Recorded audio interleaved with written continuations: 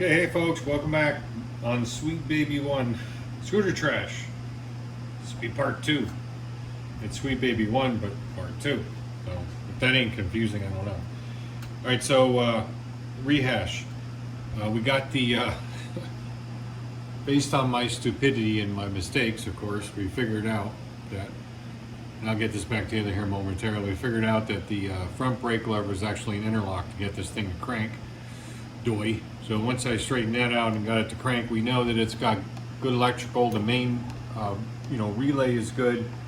Probably the ECU is good because I tested for spark with the Kickstarter. So we need to shotgun this fuel system. I'm gonna do that in the midst of ordering parts for this as well. I mean, you're not gonna watch me do that, of course, because you don't want to see that. I do it in the nude and in front of my computer. No, I'm kidding. So, well, maybe not. So basically, I am going to work on, we'll take the tank out. We're going to have to get that drained.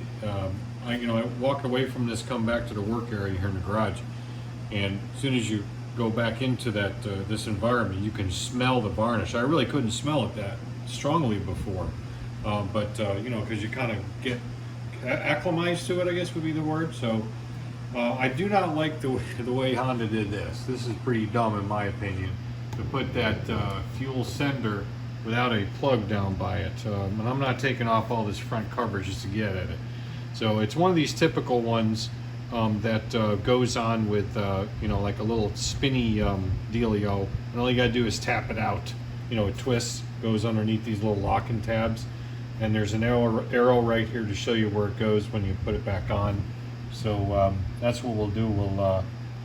We'll knock it out, and you just take it out completely, just let it hang. Gotta bend this back up to do it. And so I think that's what we're gonna do on that.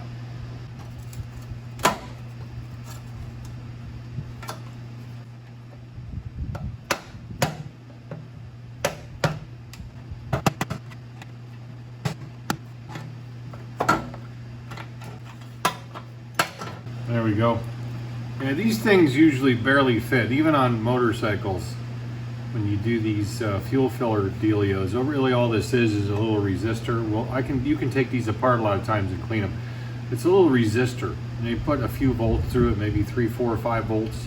I don't know, maybe more in this one. And as this goes up and down based on the fuel level, which it don't, because it's froze up.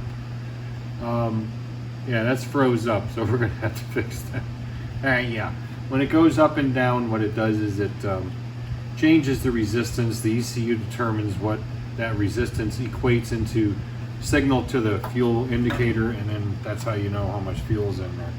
But you can see this fuel tank is a mess. I mean, this is a lot worse than I thought it would be when I first glanced at it. So this sucker is a mess. Ugh. Now, that takes care of the top. Let's take a look at the bottom. Swing this over here without damaging the plastic.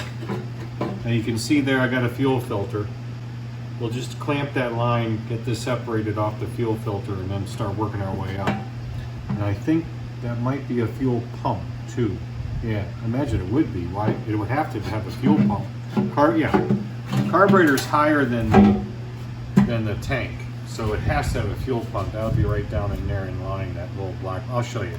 I'm getting ahead of yourself.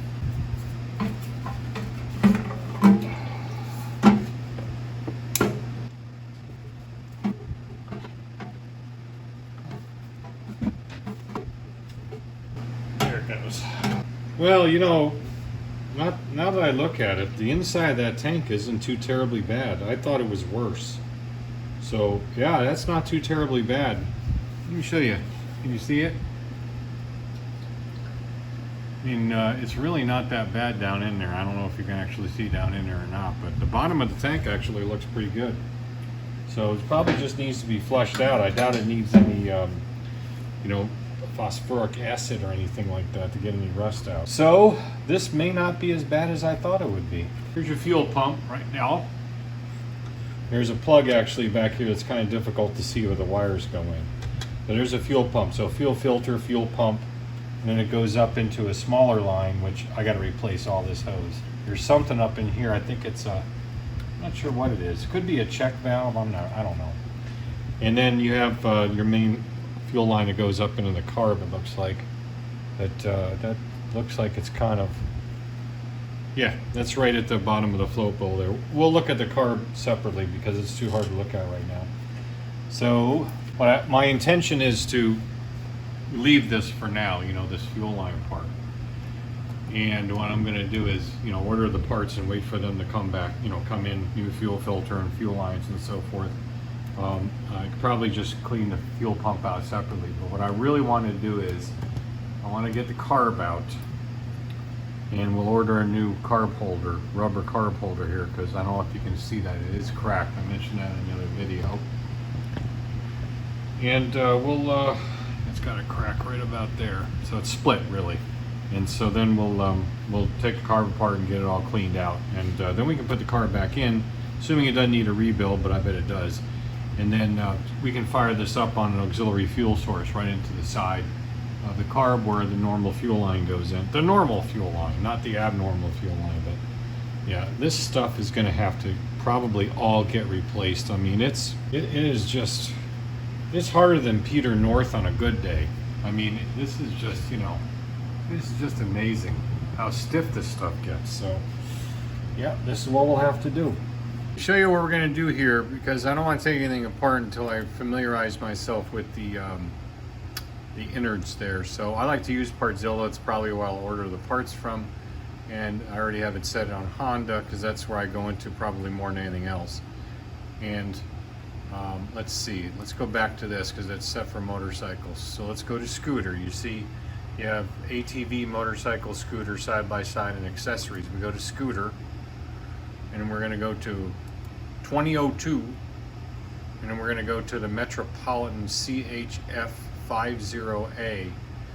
Now it says Metropolitan 2 and 2A, and sometimes you'll see a bunch of different versions of a particular you know, model. I just go to the most base one. In other words, if it said CHF50A 1, 2, and there was this one as well, I always start with that base one because, you know, I don't exactly know the difference. I'll have to do a video sometime on navigating parts fishes because it's quite interesting. If I can figure out screen capture, I will. All right, so let's go to, I don't want carburetor right now. Let's see, here we go, fuel tank. Let's go to fuel tank. All right, this has a pretty good view, a pictorial of everything that's in there. Here's our sender that we were playing with before, and then that ring, or seal rather, most likely, and another seal, and there's your gas cap. This is the business end that I'm interested in right now. There's your fuel line that came off the bottom. This is where I disconnected it right there from the fuel filter. And you have fuel filter, fuel pump, and it goes into this gizmo. I'm not sure what that is, and it is a check valve, see? I wasn't sure if it was a check valve or not, but it looked like one. So number 3, which is right here, is a check valve. So you know what, we're probably going to replace all that stuff because it's most likely contaminated. It's sometimes easier just to shotgun it all than it is to try to clean it out, and it's sometimes a lot cheaper for the customer because it's a hell of a lot less labor for me just to take off hose, even cutting the hose, and then putting new hose and new parts in, than it is to go in here and start trying to clean stuff and make it work. So it's a lot cheaper labor wise, and you know, any increase in costs, or I should say additional costs for parts that, you know, may or may not be salvageable, is really negated by the, you know, less labor charge. So that's probably what we'll do. And we can see right over here that all this stuff is available in in-stock Partzilla, so I'll probably go with them, and we'll get this stuff coming on the way.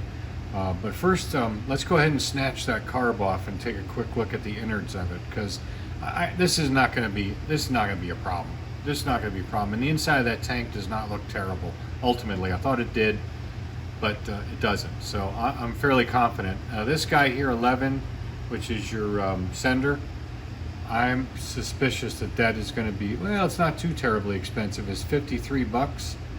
You know, well, I don't get any cost discount. It's the same price you'd pay, but you know, for 53 bucks, it's it may just be better just to replace that too, because the damn thing is froze up. So yeah, Let's go ahead and call this a a plan. We got a plan on this, and let's go snatch that carb.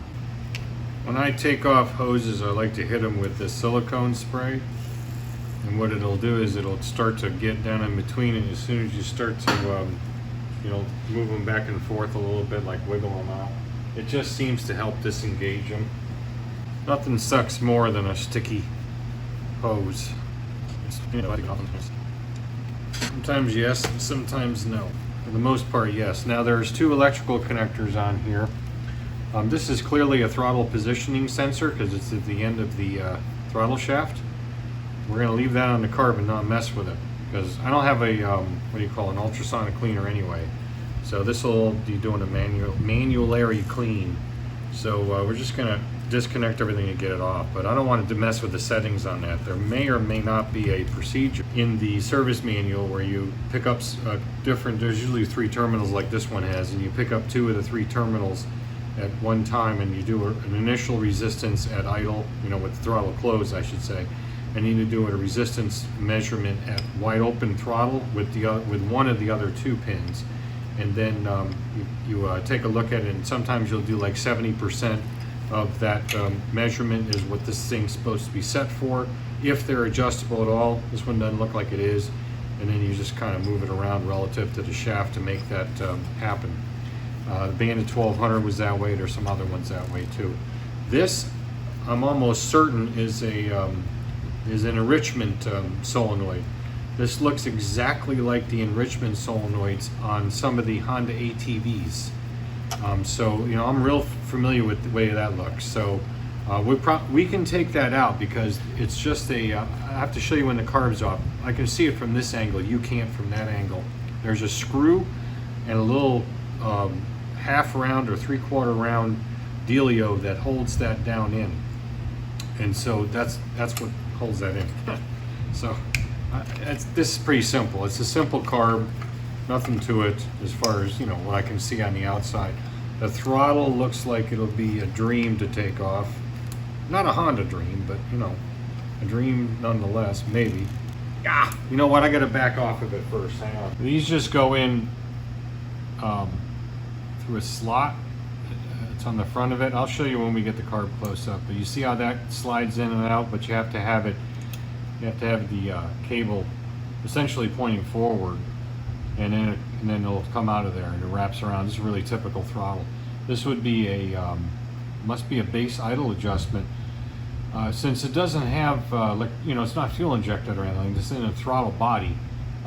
This has got to be a true idle adjustment for base idle.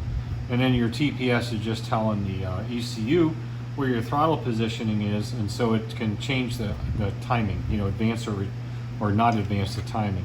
These are most likely going to be 12, so we're just going to break one of those loose. Get this one down now. You can move that little rubber gizmo out of the way. It's just a little plug to plug the end of the hose, so if you're four-wheeling in this thing, mudding, doesn't go up inside that, doesn't go up inside the cable, essentially. So, there you go. This is just a wire, holder. Typical one you see on these things. The most important thing about that is just to remember where it goes. So usually I just mark it with a marker, put a little dot there, or smiley face, or butt cheeks or something, and that way I know where it goes. This side is your air intake side. We got to pop that one off too. And a lot of times this is a real pain in the ass on some vehicles or motorcycles that has a very tight space between the actual air box and the carburetor, or the inlet of the carburetor, because there's just like no room for it to go back. But this one I think will flex no problem. Thinking there's probably a drain underneath this, a drain hose rather, underneath this carburetor. Usually is, or an overflow hose. Not an overhoe, but an overflow hose. Zzz. Loosen these clamps up real good. Yeah, since this one goes, okay. That's some sort of cap on it over here. I'm wondering kind of what that is. And it goes down into this air box down here with the air filter is clearly on this side. I can stick my Probably shouldn't do that. Probably shouldn't stick my fingers up into the air intake because it could be a wasp nest or something up in there. They just haven't been pissed off enough to come out and give me a thrashing. Here we go. It's been married for how many years, so don't want to let go. There it goes. She's just stuck. They've been hooked up for a while. Oh, well, I'll take the fuel line off after I break the carb because this is going to be easier. You just kind of lever it out because this rubber dealio is getting replaced anyway. Oh, boy. He's stuck in there. They go with some silicone spray, she'll come right out.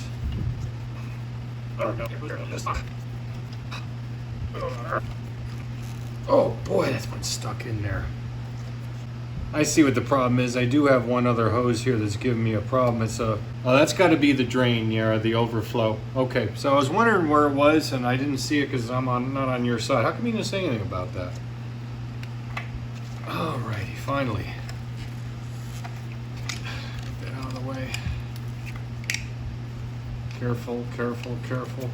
One thing about hoses, they are attached like a long lost relative that just hit the freaking lottery. Everybody wants to be with Uncle so-and-so or Aunt so-and-so. And here you go, see? The damn fuel line broke anyway, so this stuff is so brittle.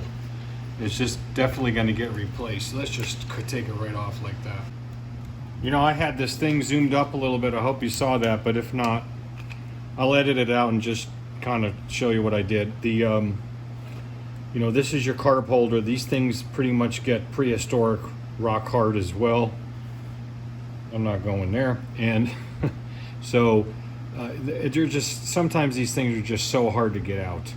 But you know, you kind of wrestle them out, and I don't care if the fuel line breaks like it just did. Because we're going to replace all this stuff. Like I said, this stuff is really, really hard. And I mean, hard is usually good, but not necessarily in fuel line. So now that we got it out, let's go ahead and make a little work area. We'll go and take a look at the innards of it. And I'll kind of go over how I do that.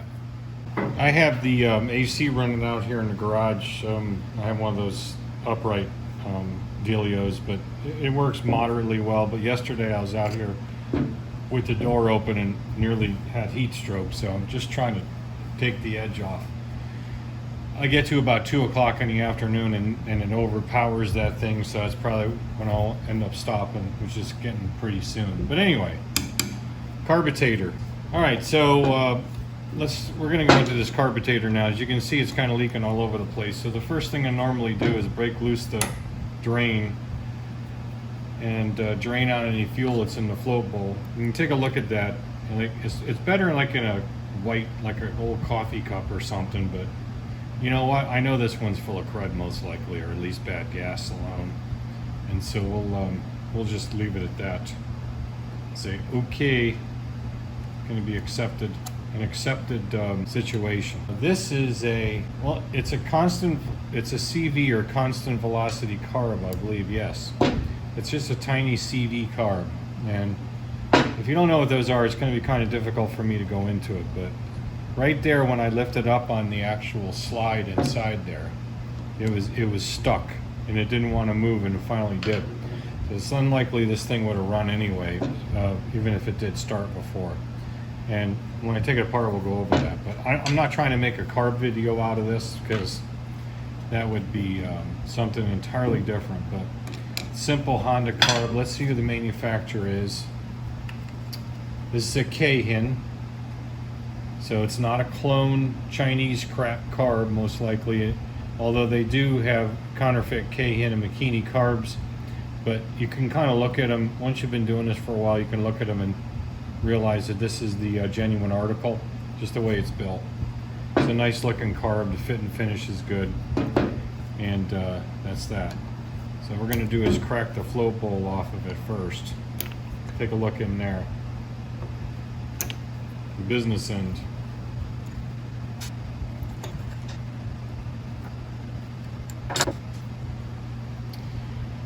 And you know, that's not terribly bad, and I was kind of expecting that, at least a float bowl. But the trouble is, you never know what is going on inside these jets and in the float itself, float valve.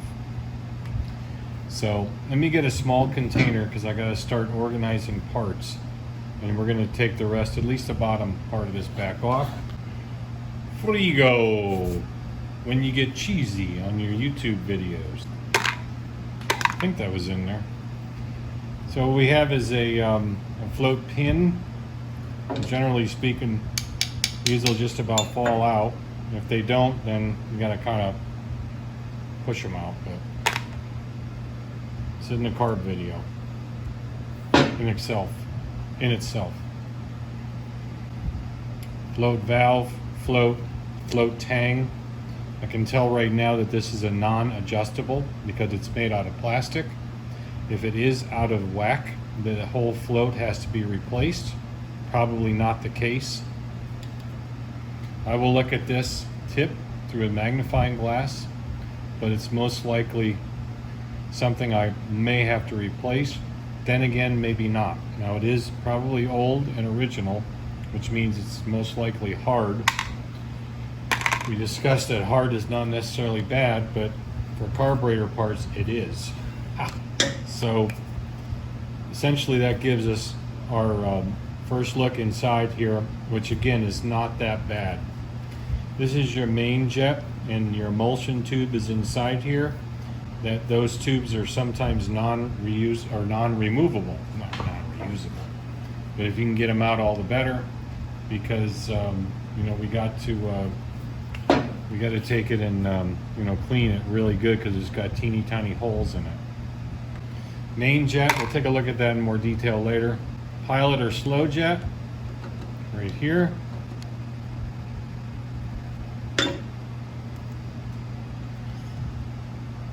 This is called a bleed style, B-L-E-E-D, because it has holes in it. The ones that are solid are non-bleed.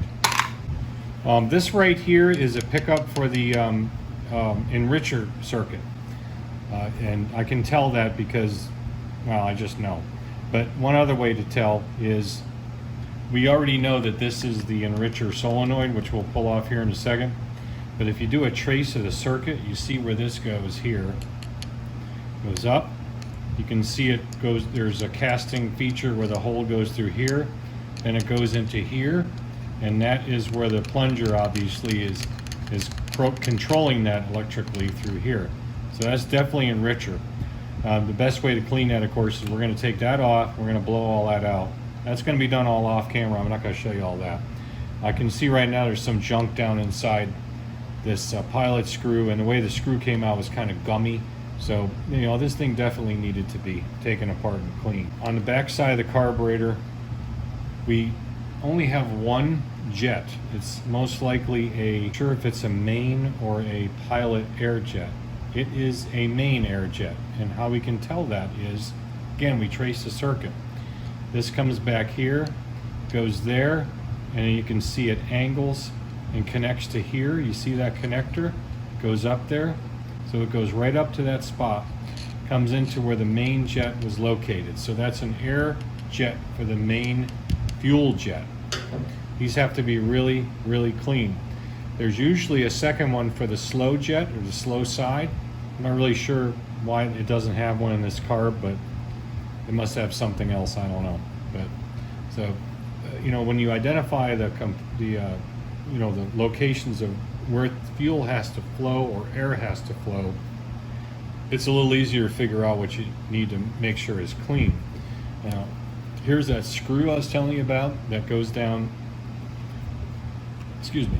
Here's that screw I was telling you about when it was mounted that holds this enricher assembly in. So, and you know, some people call it a choke, and it sort of is, like an electric choke, but it's really not. It's an enricher. A choke actually restricts the air flow, increasing the vacuum at the back side of the carb. So let's say that there was a choke valve on this back side of the carb, the intake side of the carb, like on a lawnmower, and it closes. Well, that circuit for where that fuel comes from is going to be just inside that that flapper, that butterfly, and it increases the vacuum. And of course, it has to pull it from somewhere in an intake stroke, and it comes out of that particular port. Once it's opened up, that vacuum is no longer significant, so it's engineered so it's not going to draw out of there anymore. This is different. This is that little arm or little fingers that go around here. And you just got to be really careful and pop it out because there's an O-ring. And so this little guy, when this plug that I took off, you can see the two terminals, is energized, it'll pull it back. And it may pull it back sequentially, you know, distance-wise, depending on what the ECU strategy is telling it to do. Or it just might open and close it, I don't know. And then again, it opens and closes that circuit in here. So what we have to do is we have to make sure that's really clean. The other thing is when you're taking one of these things apart, you got to be double, triply sure that you don't have any loose things that are going to fly off when you put compressed air to them. And so I don't see any right now, but I'll do one final inspection before I do that. I probably won't get to cleaning this today anyway. And we're going to take the top off and take a look at that diaphragm and slide. Constant velocity carburetors operate off of a vacuum at a certain RPM to lift that diaphragm and lift the slide up. This is why you need JIS, because this shit's tight usually. You will round these out with a regular Phillips screwdriver. So what it'll do is it'll raise that vacuum, depending on throttle position, raises the diaphragm up a certain amount. So when you take that off, there's going to be a spring. Don't lose that. And there's a diaphragm. This one right off the bat looks pretty good. Not too hard, and it probably does not need replacing. Hopefully not. These are usually pretty pricey. Sometimes there's a spot where it covers a jet, an air jet. You see how this one kind of tangs off? That's not for that. That's actually to clock this properly. Because the way these are set up, and I'll show you when I take it out, there's a part of the jet that's front and a part of the, there's a part of the slide rather that's front and the part of the slide that's back. For example, when this is in this way, so that's front, is pointing toward the front of the carburetor. This is your slide cutaway. This is probably one of the most important things that helps performance and engineering of the fuel flow at a given vacuum and RPM, is this cutaway, because it allows a certain amount of air to go through to start with. Contrary to popular belief, your main jet is contributing a little bit, even at low throttle RPMs. Guideline is up to about a quarter throttle on a CV or constant velocity carb. It's pretty much exclusively the pilot jet. Then after that, it's the main jet. There is a smoothing or an overlap period there, and that starts pretty early because of this cutaway and that air running over top of the opening in the carb there where the emulsion tube terminates on the top of the carb. That's what we're going to try to get out right now. Just push down on it very carefully and see if that comes out.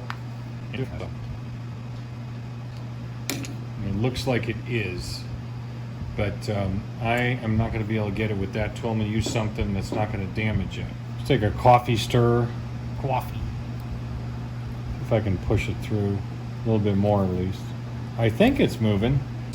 I just needed to push it a little bit more. See, that's good because we need to make sure that that is not going to fly out when we start cleaning this thing.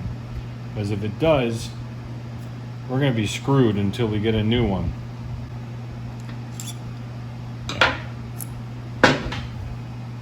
Here's that emulsion tube.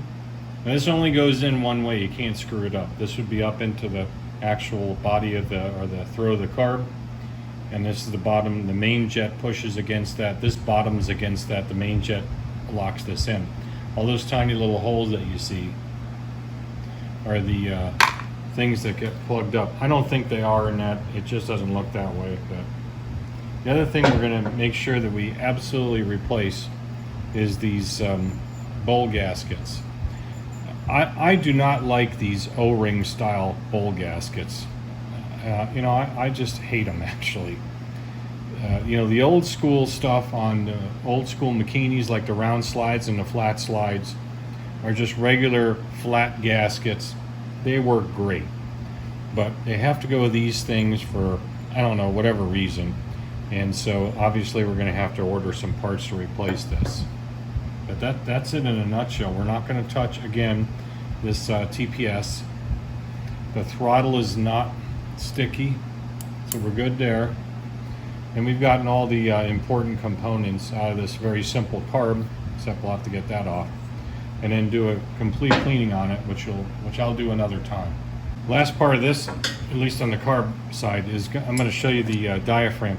The needle here, as you can see, I'll get up nice and close, has got shmoo on it right there. We got to clean all that off, and certainly we could do it in position, but why not just take it apart? Now if you look way down inside there, you see there's a retainer, and these all vary. I mean, carburetor to carburetor. Sometimes the spring just holds it down on like a little dealio that sits down with like a washer type thing. Usually you can just push on these and it'll pop out, but that's not the case on this. And if you look real carefully, there appears to be a Phillips, like a small screwdriver thing on the end of that plastic. And I'm guessing what they want you to do is turn it until it relieves from a notch that sits in, and then you can take it out. See the little tabs or tangs? So when you go to put it back in, you turn it quarter turn and it has little stops and it'll go so far.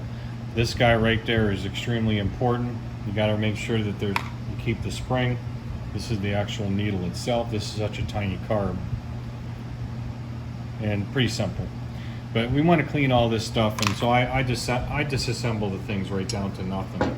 The other thing is on the float bowls, these drains.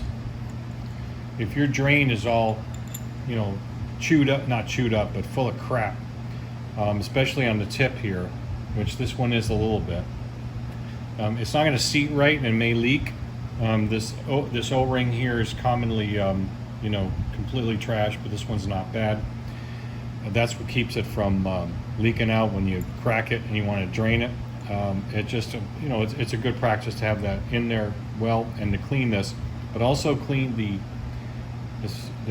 location inside there, because if it's got crud built up right at the bottom there, and you don't really clean that good, and you clean the float bowl and you put this thing back together, you've disturbed all this by taking it out. And the next thing you know, some will break off and then clog your pilot jet and you're back in square one. So the advice I can give to people on carb work, whether it's one carb or four carbs, like those Makini round slides right there from the Z1R, cleanliness is numero uno when it comes to carburetors. It has got to be so clean that a brain surgeon would operate off of the surface if that was possible. And I'm not screwing around with you here. It has got to be clean. Even the tiniest particle of something can block a small jet, and that's all you need for the thing to start acting up again. Okay, lastly, we're just going to take an overall and then we'll close this out, but I want to block off my intake. And now that I think about it, I kind of screwed up when I first tried to crank this. I should never have tried to crank this until I opened the airbox up and checked to make sure there's not like nests and shit in there I was going to drag in. So I got lucky there, but really you should do that, and I just kind of forgot. But anyway, this thing been sitting long enough where it could certainly be a candidate for crap inside there that gets dragged in. Being that the throttle plate is closed though, so it probably wouldn't have gone into the engine, but still, you know, we don't want that to happen. And clearly there isn't anything in there, so I'm good. But we don't want anything in, so we're going to plug it. So here's our ignition coil, the coil wires. We'll take those off, clean them, and put some dielectric grease. I already mentioned the fuel pump and the fuel filter. We'll deal with that too. Check any wiring up here, make sure it's not chafed. If it is, put some maybe some talcum powder or, you know, baby chafing lotion on it or something. No, we'll actually fix that. You know what I mean. So yeah, I'm also gonna, I forgot to do this before too when I started tearing it down. I always disconnect the batteries on these when I stop working on them for the day, just in case, because you know, I'm disturbing things and I got plugs laying around here and there, and you never know what's gonna jostle and want to short out or something. So, you know, that's what we're gonna do there. And we'll just deal, you know, it won't be a big deal.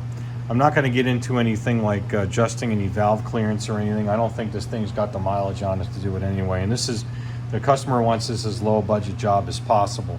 We will flush the radiator out, at least drain and refill, and not necessarily flush it with the appropriate, you know, the Honda green coolant or whatever, and then replace any of these lines that are bad. I will do that off camera and do an evaluation of it, and then go into the parts fish on the computer like I showed you before, and you can identify those and see if they're available OEM. If not, you can get you know, the appropriate metric sized hose. Some of this stuff is wacky size. You know, some of it's like 5mm, which isn't too wacky, but like 7.5mm. And some of it's very difficult to source once in a while. But you want the right size hose. But you saw from the fish, this shit looks available. So, and then we'll just put her up back together and get her running as soon as I get some parts in. That's all she wrote on Sweet Baby 1. There is a Sweet Baby 2, but you won't see it in the video. Apparently that's the one I'm getting next. Based on my space limitations, I wasn't able to take both of them. So we will get that one next, but you're not going to see it. It'll be the same thing. I'm almost positive it's the exact clone of this. So anyway, besides the mistakes I made and errors in judgment on the first video, as far as failing to realize that there were certain procedures or operations that you needed to perform to start the damn thing and crank it, and you know, live and learn. No harm, no foul. Didn't break nothing. Everything's going to go along fine. Got a new battery. I will put it on charge as well to make sure it's topped off. But you saw I got the tank out. You saw we got the carb apart, and we took it apart together, and we learned a little bit about the carb. Pretty simple, you know, one-cylinder engine with this constant velocity carb and some electronic doodads attached to it. No big deal. That'll be it. Hopefully you got something out of it, and you'll watch the next one. Don't forget to subscribe and like, and ring the bell if you want. If you don't, that's fine too. Until next time, thanks for watching. We'll catch you on the next one.